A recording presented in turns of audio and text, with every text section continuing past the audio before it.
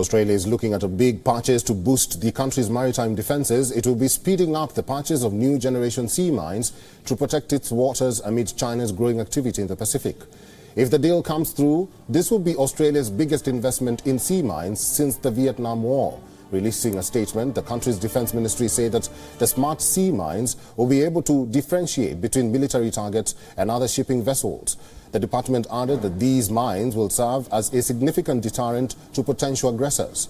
Sea mines are self-contained explosive devices that can be placed in key strategic choke points, such as straits and harbours, to blow up encroaching enemy naval vessels.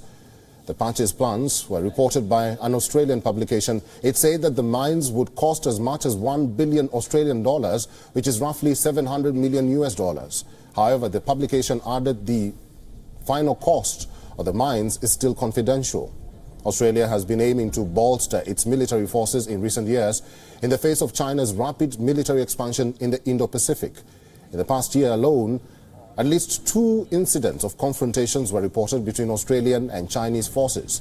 Australia, meanwhile, is currently in negotiations with the United States and United Kingdom to acquire a fleet of nuclear submarines by the end of 2040. This is part of the wide-reaching AUKUS deal between the 3 countries.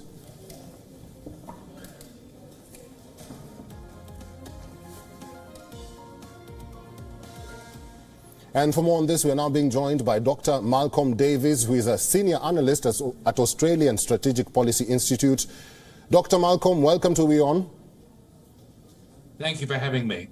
Why is it important for Australia to purchase these new generation sea mines?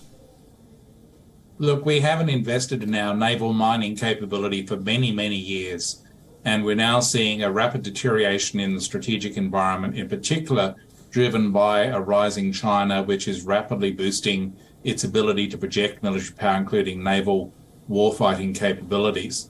So investment in smart sea mines are a good investment because we can get a lot of them. You quoted the $1 billion figure. That will get us large numbers of mines. And these systems will be very effective as a cost-effective defensive capability to hold at risk adversary forces in a future crisis. Doctor, several countries who are part of the AUKUS, including Australia, are trying to counter China in the Indo-Pacific. In your own view, are these efforts working so far? Look, I think they are, for the simple reason that China doesn't like AUKUS. China has made it very clear that it regards AUKUS as a challenge to its authority, and that's a good thing, because it means that we're doing what we need to do to protect our interests. So, we are investing in a range of capabilities in AUKUS. It's not just about acquiring nuclear-powered submarines, although they are at the upper end of that agreement. But it's a range of other capabilities, including autonomous systems, underwater warfighting capabilities, hypersonics, and so forth. And so the UK, the US, and Australia are working together on these key capabilities to make sure that we have an effective deterrent capability against a rising China.